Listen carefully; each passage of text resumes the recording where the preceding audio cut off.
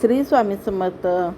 काजलचे paper चालू आहेत त्यामुळं आम्ही काही रंगपंचमी खेळलो नाही, तर दरवाजा लावूनच बसलेला आहे. कारण कोणी येऊन कलर लावलं परत घर पण घाण होणार.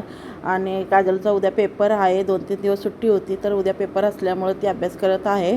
आणि सगळ्याचेच पेपर चालू आहे ती, त्यामुळं काही बाहेर दरवाजा लावूनच बसलेला आहे. काजलच्या पप्पांनासुद्धा आज सुट्टी, रविवारसुद्धा आलेला आहे, रंगपंचमीसुद्धा आलेली आहे, तर त्यांनी तर बसलेले आहेत घरात.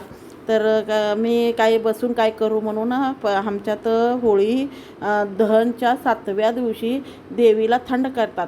तर त्यासाठी आहे ना, मैद्याचे पुऱ्या करतात, त्याला मीठ असं त्या म्हणजे फक्त आटाने जे 8 पुऱ्या चढवायच्या राहतात. लेकरांच्या नावची पूजा राहते, लेकरांना उद्या गवर गाण्या काही निघू नये म्हणून ते देवीला थंड करतात.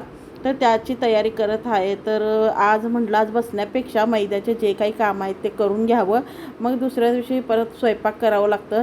म्हणजे 6व्या दिवशी स्वयंपाक करतात आणि 7व्या दिवशी तेच थंड जेवण देवीला चढून, म्हणजे शीतला माता म्हणतात, त्या देवीला चढून मग हे त्या 7व्या दिवशी पूजा करून आल्यावर ते जेवण दिवसभर जेवायचं राहतं.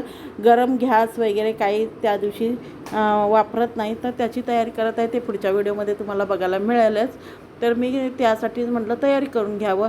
तर थोडे काय केले, जे देवीला चढवतात ते महत्त्वाचं होतं, त्याला थोडंसंच घेतलेलं आहे आणि त्याला न मीठ घालता थंड पाण्यामध्ये मळून घेऊन त्याचे छोटे छोटे पुऱ्या केलेली आहे. आणि हे मात्र ववा परत जिरे घालून मीठ घालून हे दुसरं केलेलं आहे. हे सुद्धा चढवतात, सर्व जे काही आपण करतो ते सगळं देवीला चढतं. आणि हे म्हटलं ह्याच्यात हे काही एवढं महत्त्वाचं नसतं आहे, पण करावं थोडं का विना हे करून ठेवतात लोक. तर म्हटलं हे सुद्धा थोडं थोडं करून घेतलेलं आहे. आणि हे कसं थोडं थोडंच का केलं, तुम्हाला वाटेल एवढं एवढंच काय देवीला चढवायसाठी, तर हे प्रसाद आहे. एक गरम हे आहे ना, जेव्हा आपण हे खाऊन जेवण करतो तर आपल्याला पाप लागतं, तेच त्रास लेकराला होतो.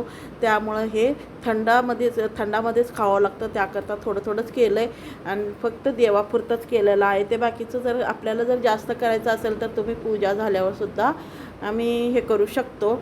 तर आता सध्याला तर पूजापुरतंच केलेलं आहे आणि देवाच्या नावाने करायचं. आणि नंतर आपण त्याच्यावर काहीतरी गरम चाय वगैरे काही चालत नाही. तर पूर्ण झालेला आहे. तर आता मी ह्याला सगळं जे काही थोडं थोडं केलेलं आहे त्याला तळून घेते आणि आता वाजलेले आहेत 5. तर होळीचं रंग खेळायचं तर कम झालेलं आहे बाहेर, म्हणून दरवाजा खोलला. गरम तर खूप होऊ लागला आहे, उन्हाळ्यात काय होणार आहे देव जाणे. आता सध्यालाच एवढं त्रास होत आहे. तर चला, तर मग माझा व्हिडिओ कसा वाटला